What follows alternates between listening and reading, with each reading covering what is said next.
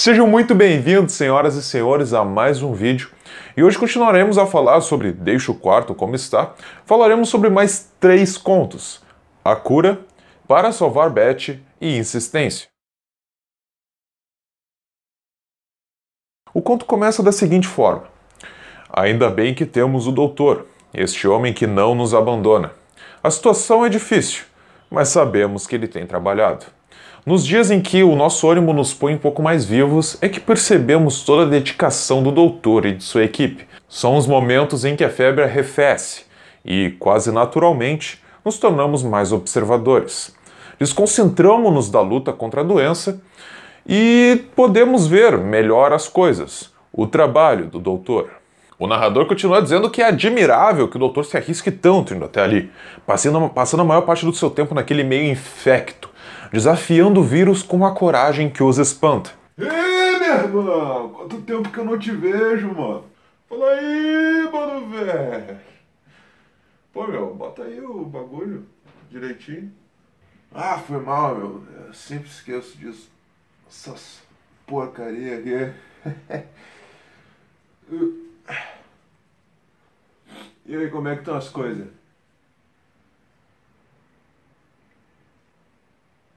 Ele diz que o doutor e sua equipe poderiam trabalhar na segurança da cidade, mas ainda assim eles iam, arriscando levar o vírus para suas famílias no final de cada jornada. Os doentes, incluindo o narrador, já pensaram que seria mais seguro para o doutor e sua equipe se eles fizessem as pesquisas na cidade. Mas aos poucos eles foram percebendo que talvez fora da cidade o vírus já fosse outro vírus, outra coisa. O narrador diz que eles, os doentes, não sabem o que veio primeiro. Se foi o vírus que se instalou e causou toda a degradação, ou se foi a degradação do meio que causou o vírus. Ele continua dizendo que o vírus não afeta diretamente nenhum órgão e que o corpo permanece clinicamente saudável. O que cai sobre ele é o cansaço. E nos casos mais graves é um cansaço que imobiliza o corpo e o faz desabar. Não. Roberto do marketing? Não, tu fala o seguinte, tu fala pro Roberto do marketing que ele pode tomar naquele...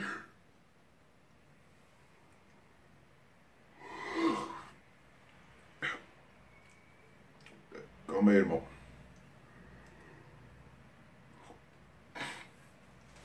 Ele diz que na última comunicação pública... Ah, que filho da puta! Ele diz que na última comunicação pública, o doutor anunciou que a memória é afetada, em uma segunda fase depois do estado febril e de cansaço. Ele acrescenta que não há nada mais inquietante do que ter uma memória branca e esfumaçada. Por causa da memória afetada, eles não têm certeza, mas existe um consenso entre os doentes de que o território deles já foi um bairro da cidade. Isso explicaria o porquê deles terem uma memória, porque eles terem uma imagem tão clara de como ela é. Ou será que a imagem de coisa sadia não vem de um suposto tempo em que o nosso território também foi sadio? Antes do vírus. Será que houve um tempo antes do vírus? Ele segue dizendo que eles estão morrendo mais depressa. Da janela do hospital, que os doutores chamam de centro de pesquisa, eles veem diariamente os corpos sendo jogados no pátio. Ele diz que alguns dos doentes que estão se sentindo melhor, apesar do cansaço, ajudam com os outros que estão em quadros mais graves, para o doutor e sua equipe conseguirem se concentrar mais nas pesquisas. Agora eles chegam no hospital e vão direto para a sala de conferências, e ficam lá o dia inteiro. A impressão que eles têm é que eles estão longe de uma solução. O clima tem se tornado mais úmido e tem chovido muito, o que fez com que as ruas ficassem cobertas de barro e lixo. Mas mesmo assim o doutor e sua equipe vêm.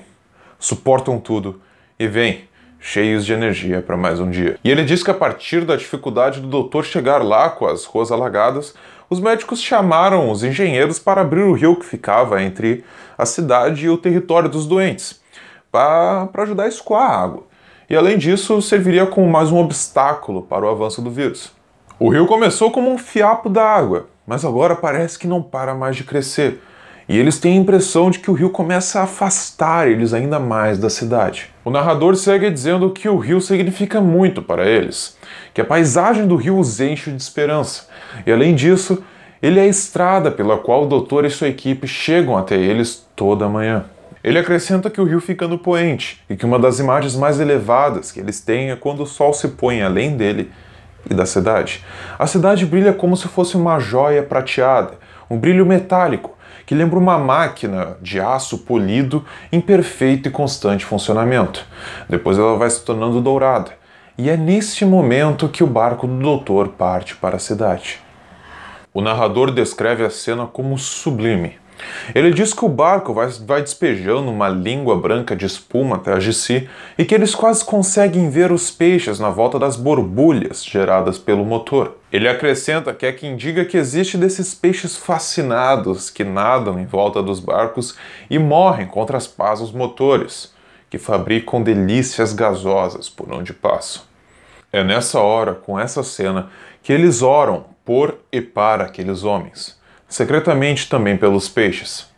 Ele diz que é nesse momento que eles mais têm a esperança de que um dia o doutor vai descer do seu barco com as pesquisas finalizadas.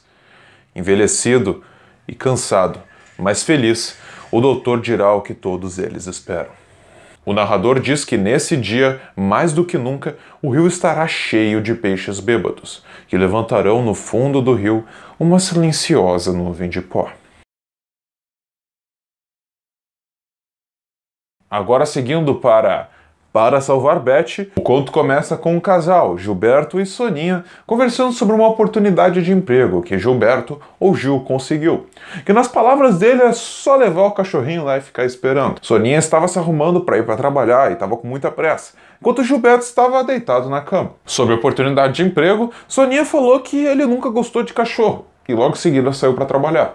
O narrador em terceira pessoa nos diz que ela está sempre voando com pressa e atrasada para tudo. Ele sozinho no quarto olhou ao redor e percebeu que tudo estava desarrumado. Um belo retrato do que era a vida dele naquele momento. Ele estava sem emprego fixo fazia 1 ano, as contas se acumulavam, o que fez com que eles tivessem que se mudar para aquela kitnet, e ainda por cima as coisas com Soninha já haviam sido melhores. Mas você, meu querido telespectador, achou que ele ia deixar o quarto como estava? Mas é claro que não, ele se vestiu e foi ter a entrevista com a dona do cachorro. Na entrevista, ele falou com a senhora Afonso, uma mulher bem vestida e que parecia um pouco ansiosa, e o seu marido. O trabalho consistia em pegar a Beth todos os dias às 10 da manhã e levá-la até a pet shop. Beth estava doente e precisava de um tratamento. Gil a levaria porque os donos estariam fora por um tempo.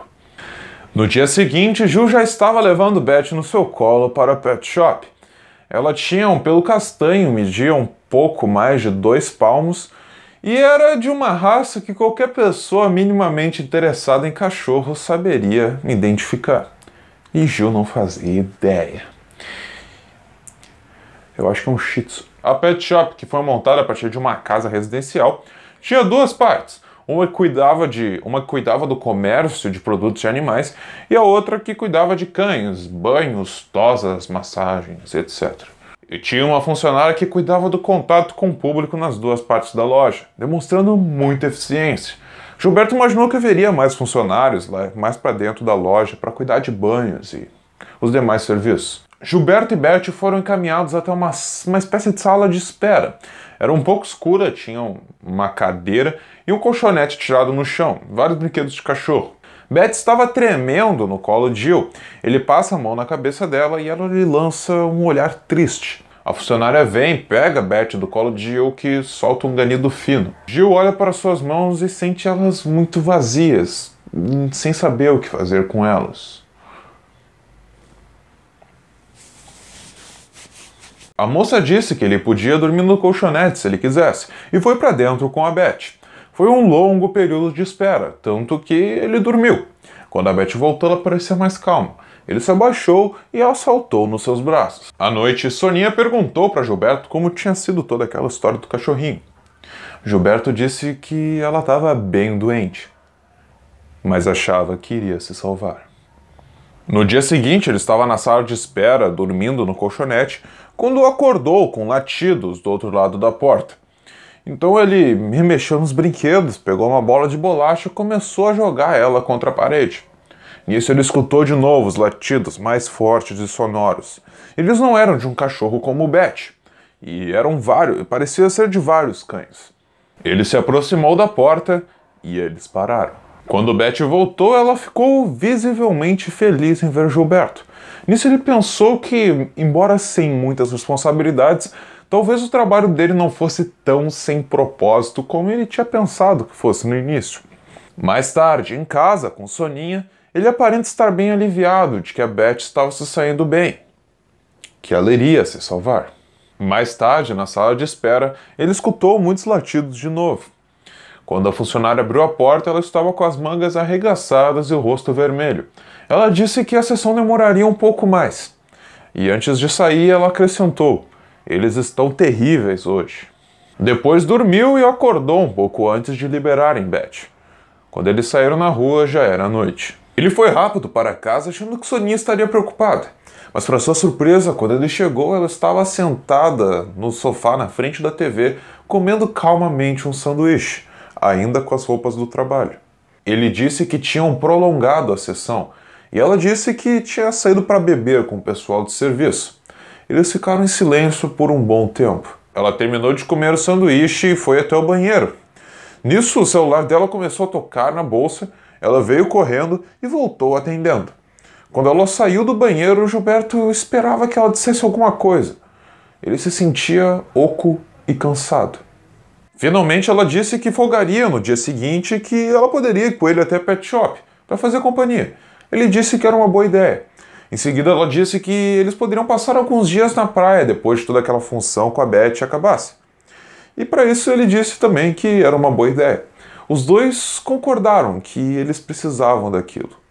No próximo dia, foi ela quem carregou a Beth, que pareceu gostar muito dela, muito mais falante e brincalhona do que Gil. Depois, na sala de espera, Soninha solta muitas gargalhadas porque ela acha muito bizarro aquela situação do marido dela de ficar o dia inteiro deitado no colchonete ou jogando uma bola na parede. Quando Beth voltou, ela pulou no colo de Soninha, muito alegre e bem disposta. Nem parecia uma cadelinha doente. Por isso foi uma surpresa quando, quase uma semana depois, a funcionária veio até a sala dizendo que Beth teria que ficar ali. Era um momento crítico. Ali ela seria acompanhada 24 horas por dia. Em seguida, a senhora Afonso, ciente da situação, falou pelo telefone com Gilberto e o dispensou, dizendo que ele tinha feito um excelente trabalho. Gilberto só queria correr para casa e contar tudo para Soninha. Mas Soninha demorou a chegar. E quando chegou, tinha as faces avermelhadas e parecia descontraída. O completo oposto de Gilberto, que ficou ainda mais ansioso com a demora. Ela não disse onde tinha ido e nem com quem estava. Ele também não perguntou. Ele precisava mesmo era desabafar sobre o que tinha acontecido na Pet Shop. Ele contou tudo de uma maneira bem confusa, demonstrando muita preocupação com a Beth. Gilberto andava de um lado para outro falando sobre Beth, enquanto Soninha tentava ler um livro. Até que ela parou de ler, abaixou o livro e disse para ele que ele fez tudo o que podia, que tem coisas que simplesmente fogem ao controle das pessoas. Ela falou isso e fixou o olhar no teto, como se refletisse sobre o que tinha acabado de dizer. Em seguida, ela tenta consolar Gilberto e retoma a questão deles passarem alguns dias na praia, reforçando que eles precisavam disso. Gilberto meio que concorda e pergunta como eles iriam se não tinham dinheiro para nada. Para isso, ela disse que ele deitasse do lado dela, e ela o abraçou. Eles ficaram assim por um tempo e antes de Soninha adormecer, lágrimas ameaçaram sair de seus olhos. E antes de adormecer, Soninha ameaçaram sair das lágrimas. Ele tentou dormir e não conseguiu, e acendeu a luz da cabeceira. Logo em seguida, Soninha acordou também. Ele disse que era por causa da Beth a insônia, e ela falou: "Se ao menos alguém pudesse dar uma notícia dela." Nisso ele deu um pulo e se lembrou que ela estava sendo acompanhada 24 horas por dia. Ele viu ali que ele não tinha o número da Pet Shop e falou que iria até lá. Nisso, Soninha se sentou na cama, olhou para o relógio e percebeu que era bem tarde. Ele foi até Soninha e disse: "Talvez você queira ir junto, Soninha?" Ela hesitou e disse: "Eu não sei se devemos ir juntos, Gil." A Pet Shop estava escura, só com um letreiro de luz. Ele tocou a campainha 2 vezes e nada.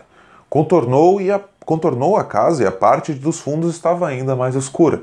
De repente ele percebeu que até mesmo os latidos que sempre estavam ali não estavam mais.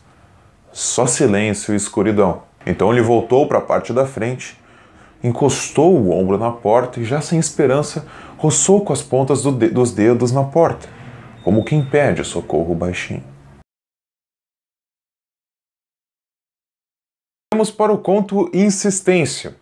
Ele começa da seguinte forma: os caras insistiam naquilo, mas eu logo vi que não ia dar certo.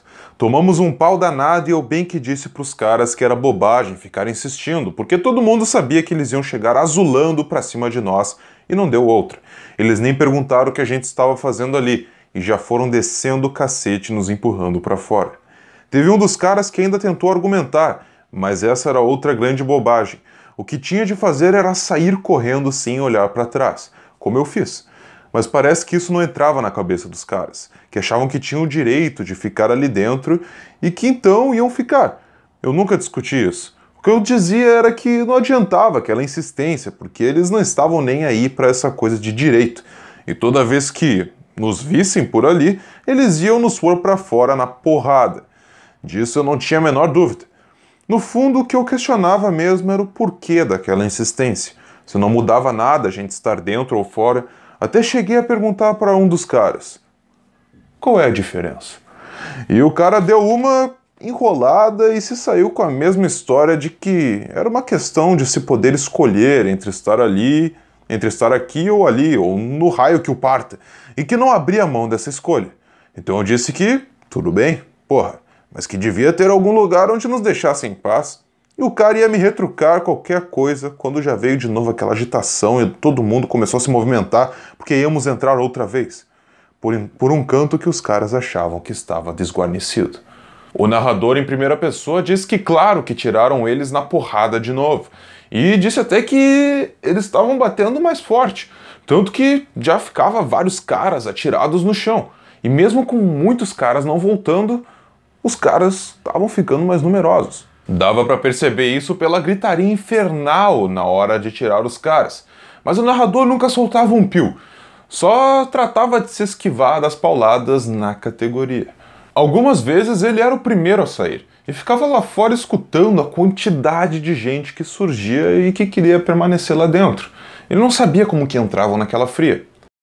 Mas é todo dia isso, nunca vi tomar um negócio embora. Vamos, vai! Senta o pau, senta o pau, senta o pau! Tomar um negócio em paz, vamos, senta o pau! Tá no terreno, vamos, quero voltar logo lá pro bagulho, porque vamos logo, como sai daqui? Os caras saíam arrebentados e já começavam a organizar outra entrada. Então o narrador percebeu que uma bobagem ainda maior era tentar ficar lá em bando. Então ele reuniu os caras e falou que, para eles se dispersarem, que talvez eles não se incomodassem tanto se vissem só um ou dois caras. Aquele papo todo estava causando efeito nos caras, e ele acrescentou, mentiu, que ele já tinha conseguido ficar lá 2 dias sozinho, e que saiu porque deu vontade. Então ele disse que demonstraria. Nisso, um dos caras quebrou o silêncio e começou a dizer que aquilo era uma luta do grupo, e que para toda aquela insistência ter qualquer validade, teria que ser exercida pelo grupo. Então esse cara começou a discursar os berros e pilhou todo mundo e eles voltaram para dentro. O narrador meio contrariado, mas ele tava com os caras. E ele continuou por muito tempo. Só que ele começou a sentir raiva dos caras porque ele não aguentava mais tomar porrada. O narrador nos conta que ele se esquivava cada vez melhor. E batia também, deixando braços e pernas em quem estivesse por perto. Foi assim que ele acertou o queixo de um dos caras, que caiu na hora. Aí um deles, os que não eram os caras, falou: "Porra, você bate bem pra caralho!" O problema foi que um dos caras também viu e foi lá e deu uma cotovelada no pescoço do narrador. Aí o deles, que tinha gostado da paulada do narrador, foi lá e acertou o cara que tinha dado a cotovelada. Aí os outros vieram e começaram a afastar os caras que estavam tentando chegar nele. E quando o narrador viu, ele estava batendo nos caras. E os outros disseram, se rindo: "Senta o pau, senta o pau!" Depois que eles tiraram os caras, o narrador foi com os outros tomar uns tragos, para relaxar e conversar à toa. Aquilo sim era vida pro narrador. Mas quando estava no bom da festa, eles tinham que deixar os copos pela metade e sair atrás dos caras, que deviam estar em algum lugar ali dentro. Ele nunca entendeu de onde vinham os comandos para ir atrás dos caras. Ele ia meio contrariado, porque ele não estava nem aí se os caras ficavam ali dentro ou não. Ele achava que ali era bem grande, tinha lugar para todos. Ele falava isso, mas quando via já estava batendo nos caras de novo. E quanto mais rápido eles expulsassem os caras, mais rápido podiam voltar para o descanso, que não durava muito. E por isso, numa dessas, o narrador disse que fincou o pé no chão e simplesmente disse que não ia. Eles ficaram se olhando, meio surpresos, e um deles disse: "Aqui você não pode ficar." O narrador já ia dizer tudo bem e sair, quando deu um estalo nele, ele falou: "Como não posso ficar? Eu posso ficar onde eu quiser." O outro engoliu em seco e disse: "Pode não." E o narrador respondeu: "Por que não?" O outro não soube o que responder mais e foi para cima do narrador. O narrador só gingou no lugar e desviou de todos os golpes. Então o outro disse que se ele ficasse ele não teria sossego, e acrescentou que era para ele ir embora antes que o pau comesse. Então o narrador disse: "Vou, mas volto." Para isso o outro disse nas costas dele: "E vai de novo." O narrador continuava achando que tudo aquilo era uma grande bobagem, que não daria certo. Mas ele também já tinha decidido que não teria mais sossego na vida. Senhoras e senhores, esse foi mais um vídeo de Deixa o Quadro Como Está. Se eu te ajudei de qualquer forma, pô, deixa o like, se inscreve no canal. Eu sei que os vídeos são meio escassos, mas a vida não facilita. Bons estudos e até a próxima leitura. Se inscreva no canal.